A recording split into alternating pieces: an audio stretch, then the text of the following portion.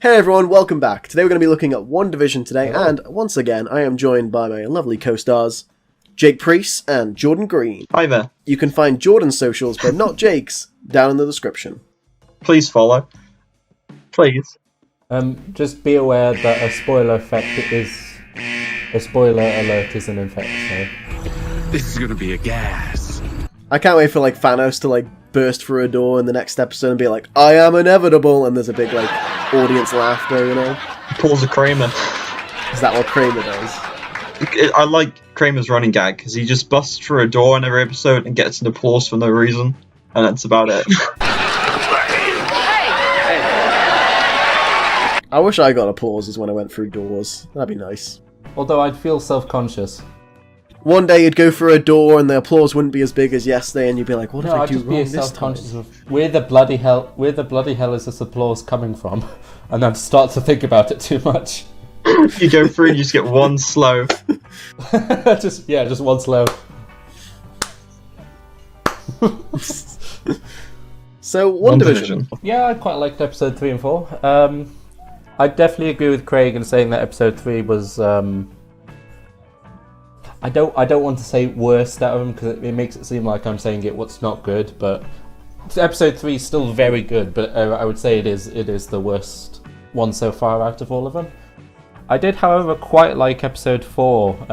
It barely even had Wanda or Vision in it, but I thought it was very good. It's basically the plot episode, isn't it? It's kind of semi explaining what's going on. We had to see it eventually, you know. Episode 4 is as good as time as any.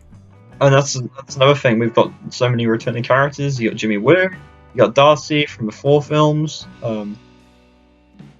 I said so many, and now I can only think of it.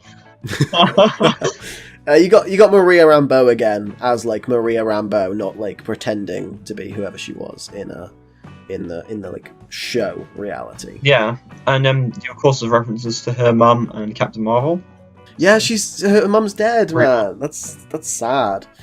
Yeah, died of cancer, and she didn't even have a daughter with her. That's real sad.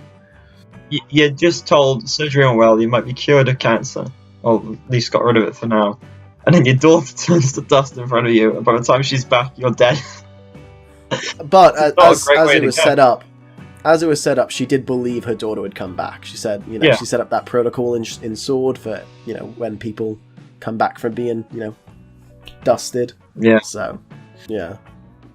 Well, something our friend Guy pointed out was that S.W.O.R.D., I guess, has been around for at least 10 years, which makes the whole of Agents of S.H.I.E.L.D. way funnier to think that while they're being hunted down for most of that show, and S.H.I.E.L.D., there's this other company that's exactly the same, also run by Nick Fury, going on. And the government's we don't care about S.W.O.R.D., but S.H.I.E.L.D., they're the bad guys, Because as we've just found out in episode 4, big spoilers guys, Wanda's creating the whole world, which you probably could have guessed, but... Yeah, I feel they played that as a big reveal, and I guess for the casual viewer, it probably is, but for people like us, we've read a bunch of the comics, House of M and similar things like that, and, we just know a bunch of, Marvel stuff. So I feel that was something pretty obvious that was going on, Yeah, because characters have specifically said that it's been 3 weeks since people have come back and they're already back at work. And Far From Home, Spider-Man, that's set quite after.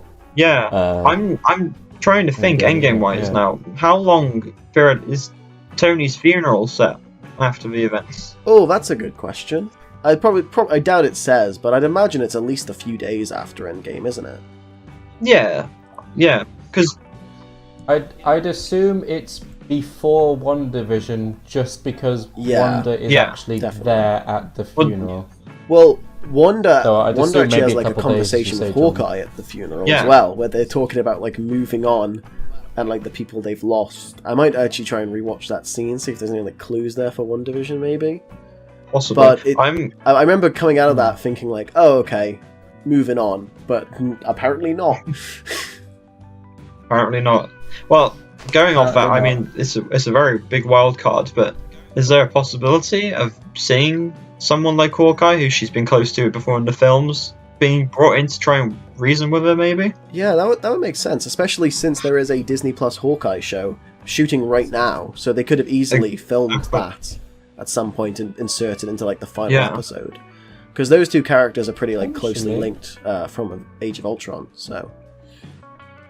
Yeah, well, I can't think of anyone else they'd bring in to do it, really, because the only other connection I remember having is Cap, and unless they're bringing in Old Man Cap. Old Man Cap can pop back up, you know?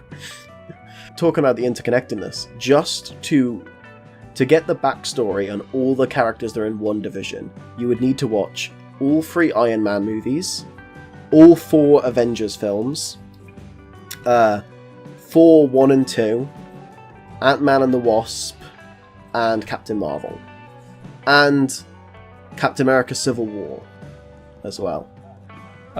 So just to go back to episode 4, probably some of the biggest spoilers is that we actually get to see Wanda use her magic the way she does in the films, because obviously up until this point it's been like very 90s, 50s, 60s, and just like a flick of the wrist and magic's happened almost, but we actually get to see her. So I guess we should probably talk about the other major spoiler in episode 4 then, right? Jimmy Woo eats chips with Darcy. That was a big one. Yeah, that was a big moment for the MCU. It's a brave new step for them, but I'm all here for it, you know? I meant Vision, but we can talk about Jimmy Woo if you want. I'm down to. He does the card trick that Ant-Man teaches him in Ant-Man and the Wasp. It's just fun to see. I mean, side note, I do really like Jimmy Woo. He's funny. It's just a laugh. Jimmy Woo is the Scarlet Witch, I'm telling you. He's to blame for all of this. Well, what it got me wondering is, of course, one of the big questions so far, I think, for us has been, what is Vision? Is he, like, real in this situation? Is he, like, revived? Is he just, like, is he, like, a magical manifestation? But that little glimpse made me really think that she is just basically puppeteering Vision's dead body. Oh. Well, something I haven't thought about before this episode, actually, was why Westview? Why is... I just assumed previously that it was some, like, fictional town that Wanda created, like, for, like, the sitcom. But, like, no, it's a real town. It's a real place. What was Wanda doing in Westview? That, like, at that point, she, like, I guess, like, lost control or made that, like, reality. Why was she in Westview? What was she doing? One of the other things we saw in the episode was the Sword agents start, like, trying to figure out who all the people stuck in there with her are. No news on the advert people yet. No.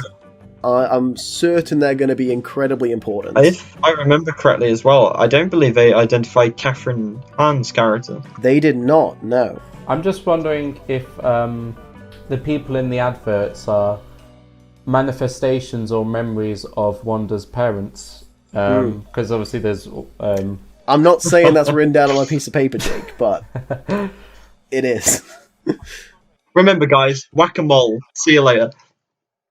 What the fuck are you talking about? I thought you were just going to leave it as whack. Don't forget to whack off!